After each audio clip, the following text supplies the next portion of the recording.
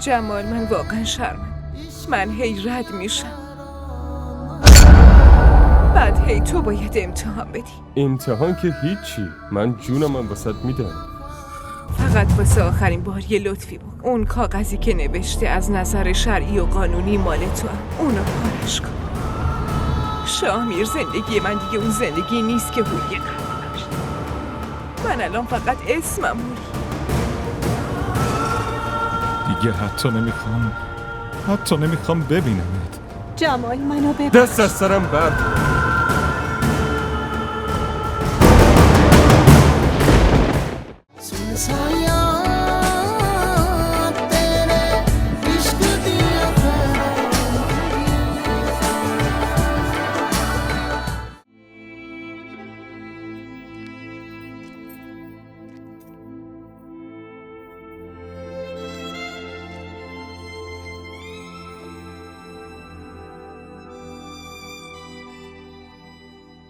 جمال،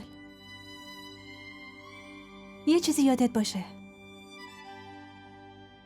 اوضاع هر طوری هم که بخواد بشه، آدم با جنبش ثابت میکنه که از کدوم طایفه، کدوم قبیله و کدوم خاکه.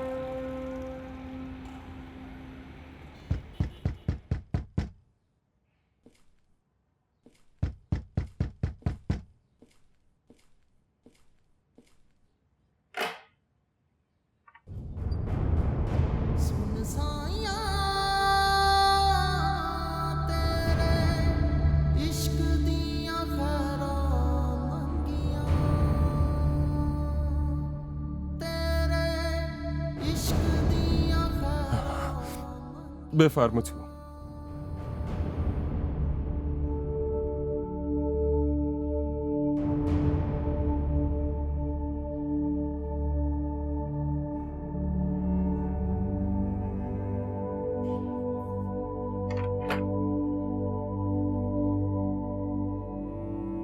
بشین.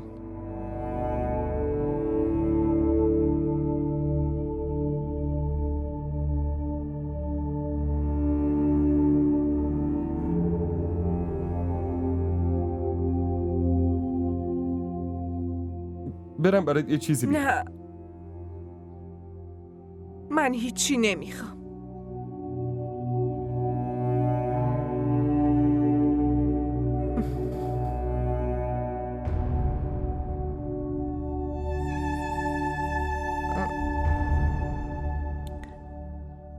تو واسه چی باز برنگشتی دانشگاه؟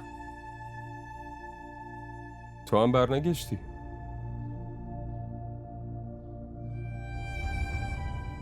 برو پی آرزوهات. تو که باشی به همه آرزوام میرسم. اگه نباشم چی؟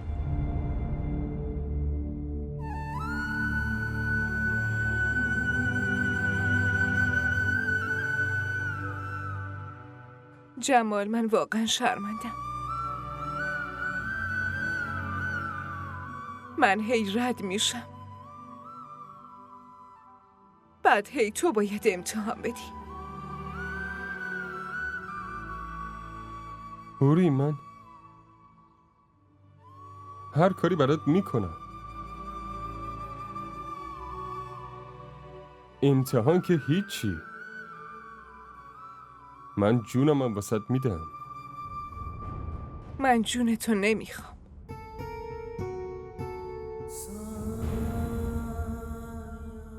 فقط واسه آخرین بار یه لطفی بکن.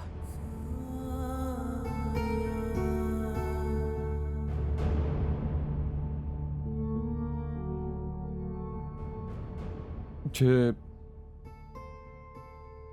چه لطفی؟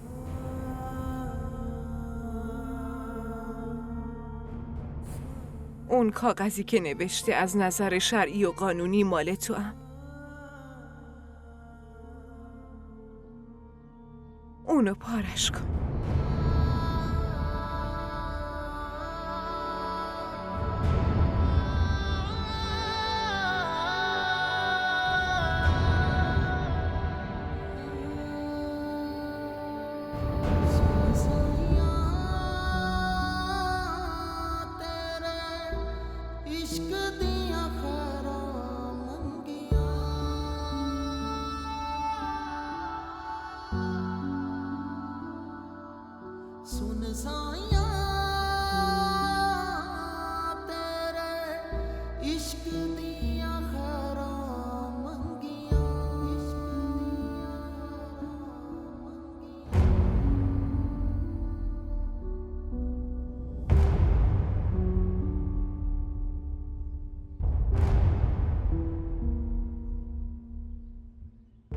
منو آزاد کن جمال.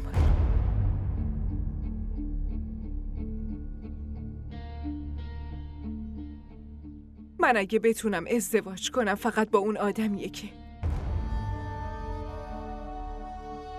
رسم و رسوممون به هم اجازهشو میده.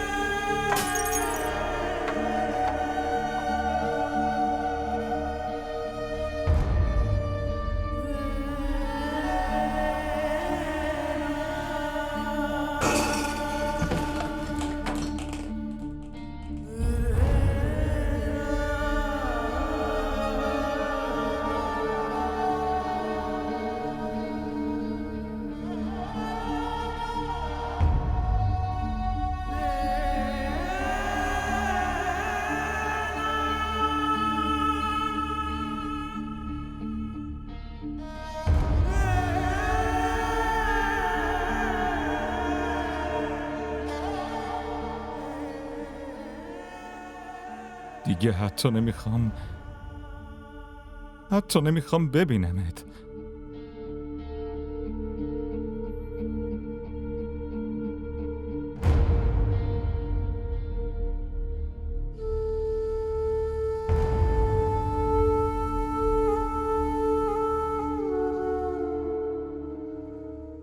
باشه، هرچی بخوای همون میشه. من آزادت میکنم، دست از سرت بر میدارم.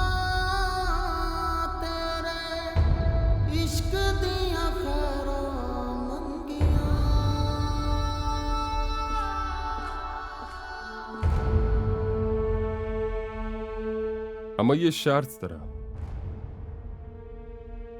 برگه طلاقو میدم دست شاهمیر. چرا؟ من و تو با هم عقد کردیم. بعد برای چی میخوای برگه رو بدی به اون؟ برای اینکه طلاق به خاطر اونه. نه جمال، اون اینو نمیخواد، من میخوام. اگه تو میخواستی قبلتر بهم گفته بودی. برای چی سختش میکنی؟ هر چی که بوده همه رو قشنگ واسه تعریف کردم. شرطم برای تو نیست، برای شاهمیره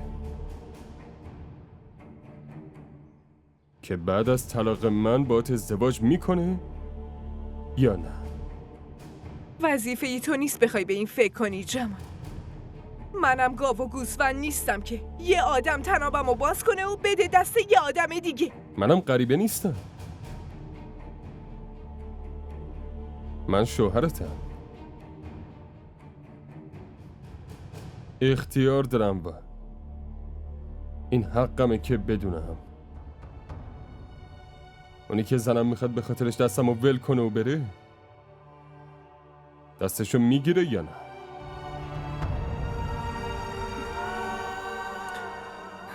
جمال من ازت خواهش میکنم، برای چی منو شرمنده میکنی؟ منم ازت خواهش میکنم.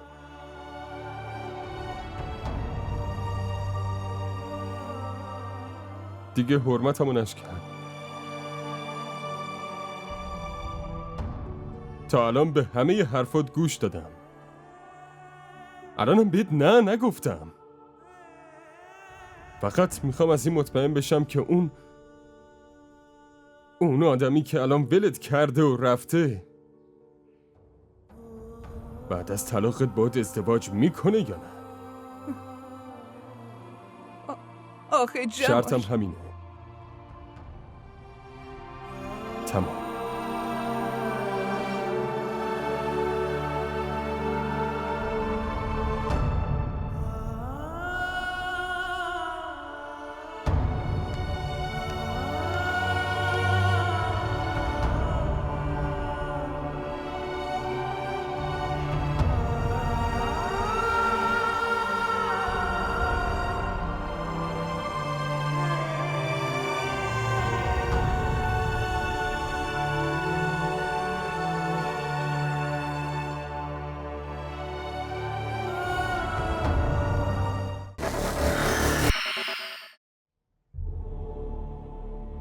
تو میدونی غمه از دست دادن چطوریه؟ اینطوریه که حاضری اعدامت کنم ولی دوباره عشق تو به دست بیاری. هوری برنگرده چی؟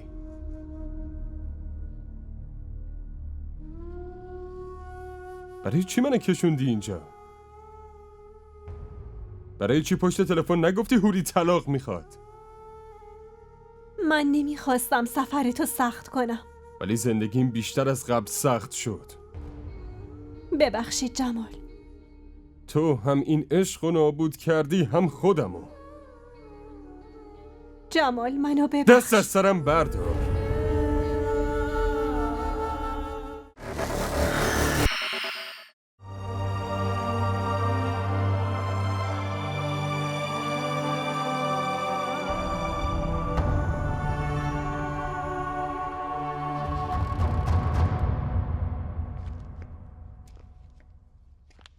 شامیر به هوری زنگ زدی؟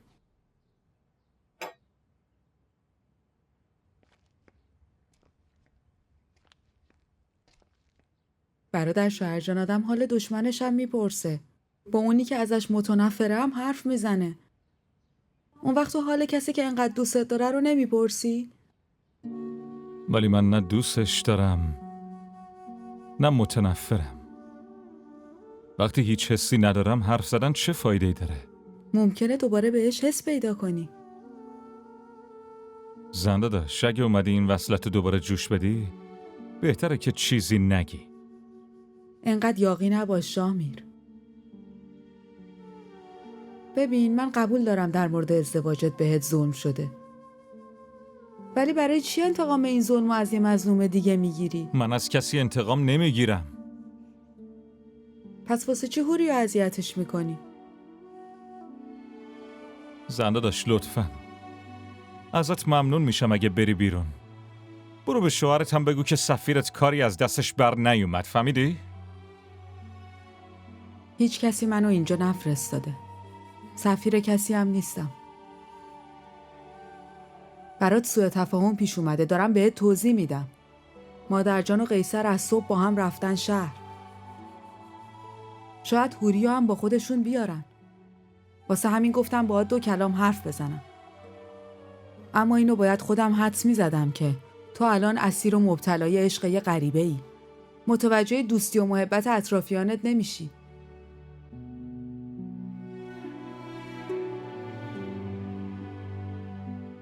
این چای رو بخور. شاید عقلت بیاد سر جاش.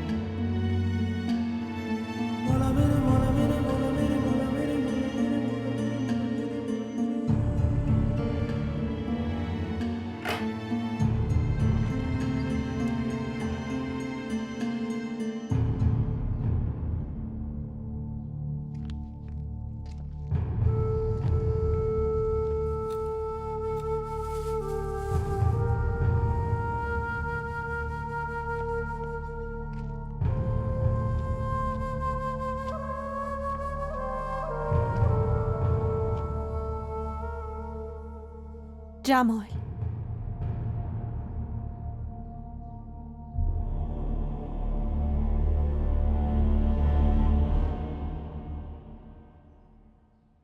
میدونستی نه؟ که چرا میخواد منو ببینه؟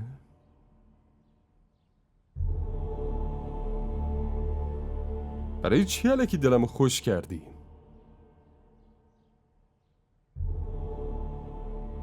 تو میدونی غمه از دست دادن چطوریه؟ اینطوریه که حاضری اعدامت کنم ولی دوباره عشق تو به دست بیاری. هوری برنگرده چی؟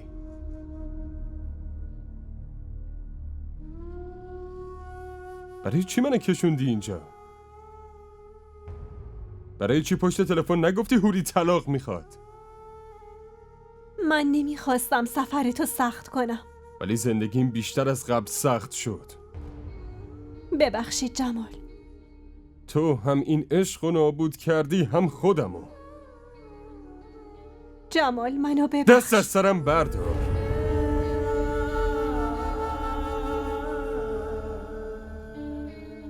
دست از سرم بردار. خواهش میکنم.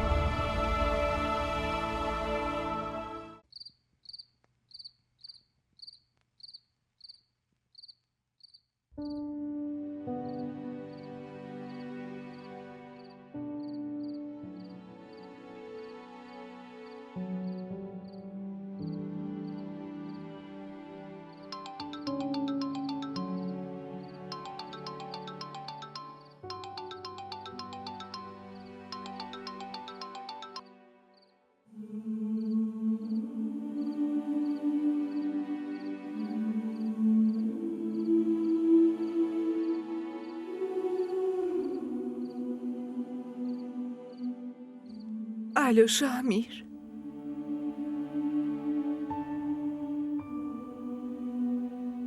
بله بگو هوری. گوش میدم. مادر جان امروز اومده بود دنبالم. براش کلی بهونه آوردم و بر نگشتم. کار خوبی کردی. برای اینکه به عشق و علاقت برسی باید از سر راهت میرفتم کنار هوری. یه بار ازم میپرسیدی که خودم چی میخوام شامیر؟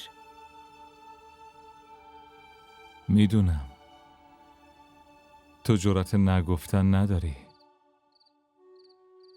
اگه میپرسیدم دیگه مجبور میشدی بگی با هم میای. اون وقت بین من با بقیه چه فرقی بود؟ الان هیچ فرقی نیست. بقیه هم بدون اینکه ازم بپرسن که من چی میخوام برام تصمیم گرفتن. تو هم همینی. کاری که بقیه کردن واسه تو نبود. کاری که من کردم به خاطر تو بود. هیچ شکی به نیتت ندارم. مشکل من با تصمیمته. همه دنیا مشکل دارن هوری. به میل خودت زندگی کن.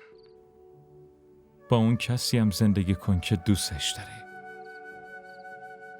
شامیر، زندگی من دیگه اون زندگی نیست که هوری قبل داشت. من الان فقط اسمم هوریه. دیگه الان چطور میتونم سرنوشتم رو عوض کنم؟ اون آدم حاضر منو طلاق بده، ولی شرطش اینه که اگه بعد از طلاق تو منو قبول میکنی اون منو ول میکنه.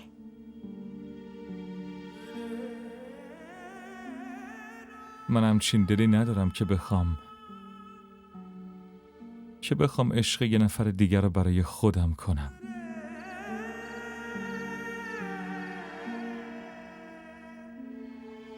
لطفاً دیگه به من زنگ نزن. ولی شامیر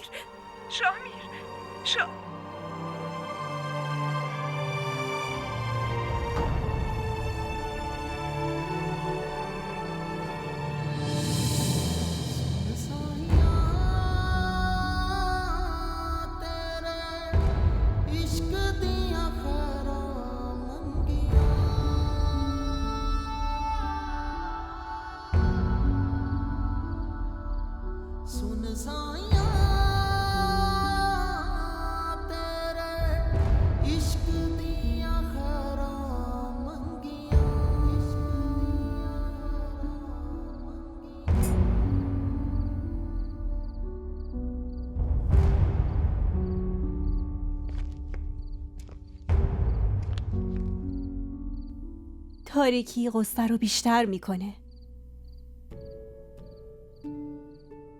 بزرگترا میگن وقتی دل تاریکه باید دور و برت روشن باشه. وقتی هم که دوستت ناراحته باید فوراً حالشو خوب کنی. باید رازاشو از زیر زبونش بکشی بیرون.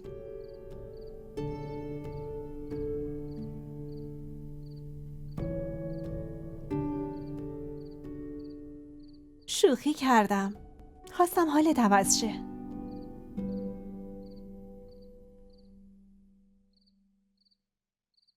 تو باید هوری رو طلاقش بدی.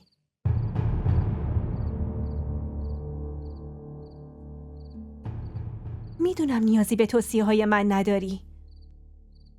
ولی هوری واقعاً به این طلاق نیاز داره.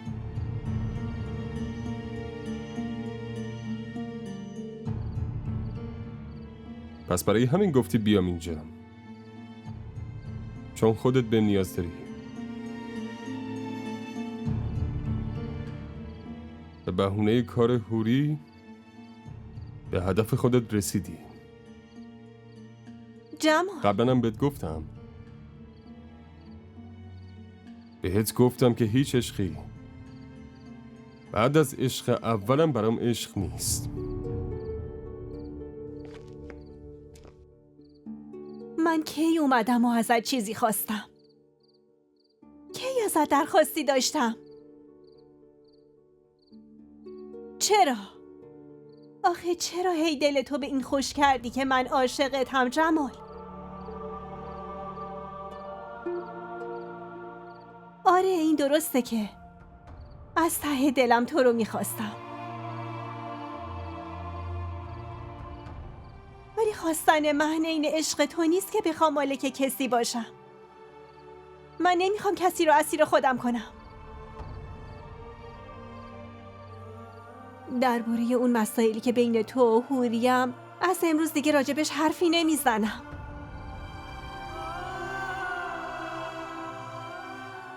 از امروز به بعد حتی تلاش نمی کنم دوستت باشم.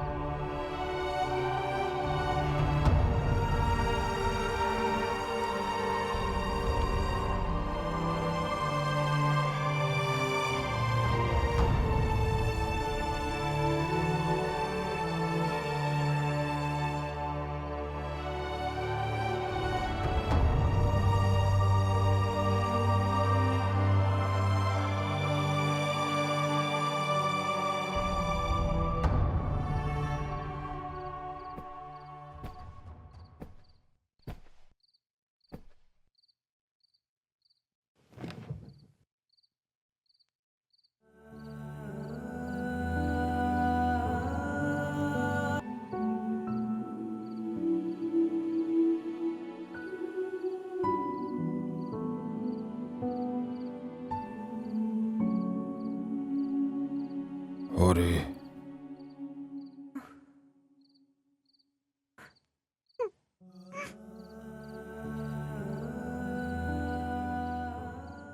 من واقعا شرمندم. نباید همچین کاری میکردم بابا. منم شرمندم. نتونستم کاری که میخواستم و انجام بدم. بس شورش در اومده. دیگه کسی برام مهم نیست. به خاطر فامیل یا به خاطر رسومات دخترم و قربونی نمی کنم.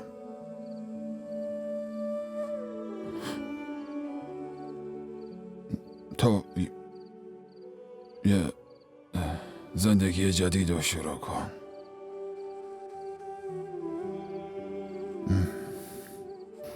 پدرت دیگه کاری میکنه که برای دخترش بهتره.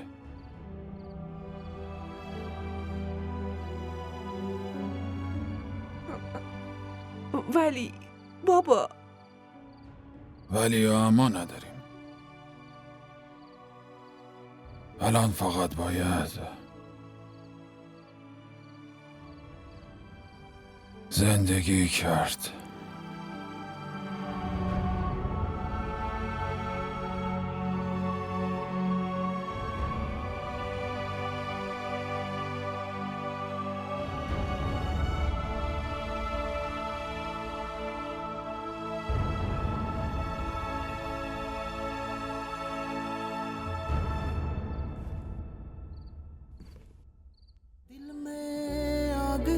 कैसी तू लगा गया, मेरे अश्कों को भी रोना भया गया। दुनिया में क्या बाकी रहा, क्यों जाने ख्वाहिशें करे तू दिल लगी की। सुन साया